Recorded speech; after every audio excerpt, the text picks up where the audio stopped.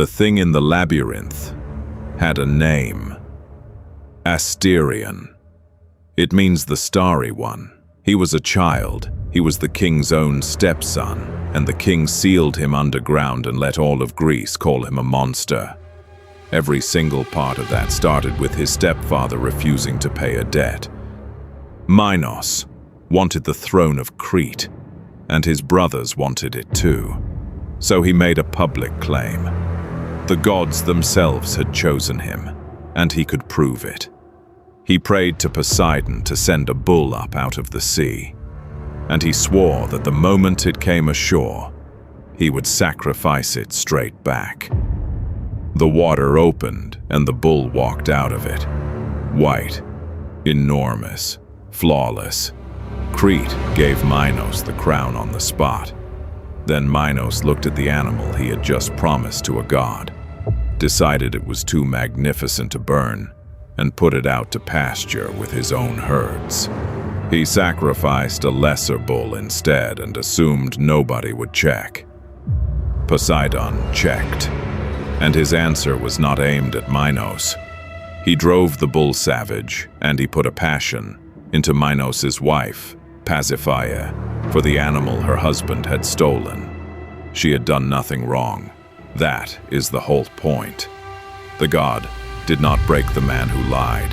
He broke what the man owned. There was an Athenian craftsman in the palace named Daedalus. Pasiphae went to him. He built her a hollow wooden cow on wheels, sewed a real cow's hide over it, and set it out in the meadow where the bull was grazing. Our oldest surviving account records all of that in one flat sentence and offers no opinion. 9 months later, she gave birth. The child had the face of a bull and the body of a boy, and they named him Asterion, which was the name of the old king of Crete, the man who had taken Minos in and raised him as a son. That is not a monster's name. It is a family name. Minos consulted the oracles, then went back to Daedalus with a second commission. Build me something nothing can walk out of. Daedalus built the labyrinth, not a puzzle with a prize at the center, but a structure engineered so that anyone inside could never find the door they came in through. Minos put the child in it and closed it. The white bull was still loose. Hercules dragged it off Crete as one of his labors, and it was set free on the plain of Marathon, where it killed Androgeus, Minos' own son. Another version says Athenians murdered him out of jealousy after he won everything at their games. Both stories survive. Either way, Minos blamed Athens, and Minos had a fleet. He besieged the city, and plague and famine finished what the siege started. Then he named his terms. Every 9 years, Athens would send him 7 young men and 7 young women. They would be walked into the labyrinth, and the door would be shut behind them. Athens agreed because the alternative was the end of Athens. 2 tributes went. 28 children walked into that dark, and not one of them came out. When the 3rd was being counted out, the son of the king of Athens put his own name on the list. Theseus was not chosen, and he was not owed anything. He volunteered.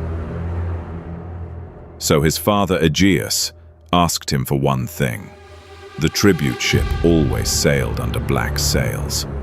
If Theseus came home alive, he was to change them to white, so his father could know from the cliff before the ship had even landed. Theseus promised.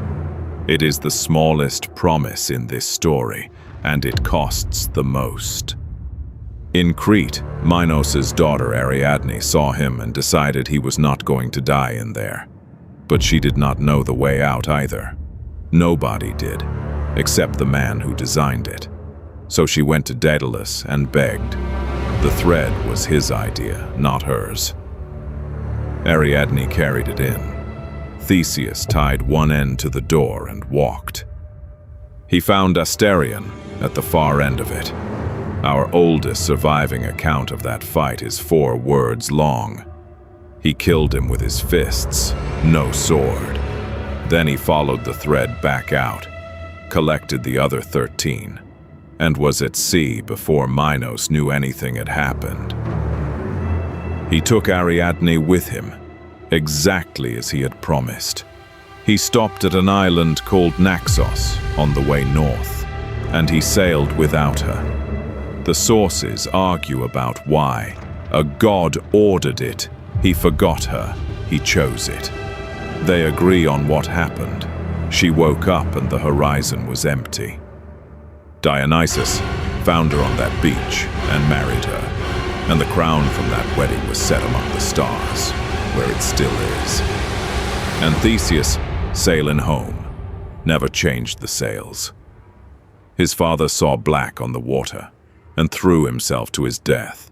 The sea has carried his name ever since. We call it the Aegean. A wife destroyed, a child buried alive, 14 children every 9 years, a murdered prince, and a dead king of Athens. All of it because one man kept one bull. This follows pseudo-Apollodorus and Plutarch's Life of Theseus, and where those two contradict each other, I have said so out loud. One last thing, and this one is not myth. In the ruins of Knossos, archaeologists dug up a clay tablet from around 1400 BC. It is an offerings list. 1 jar of honey to all the gods together, and 1 jar of honey, exactly the same amount, to the mistress of the Labyrinth. So, was Minos ever actually punished, or did he get away with it and let everyone else pay? Tell me below, and subscribe. There's a new myth every week. Subscribe for a new myth every day.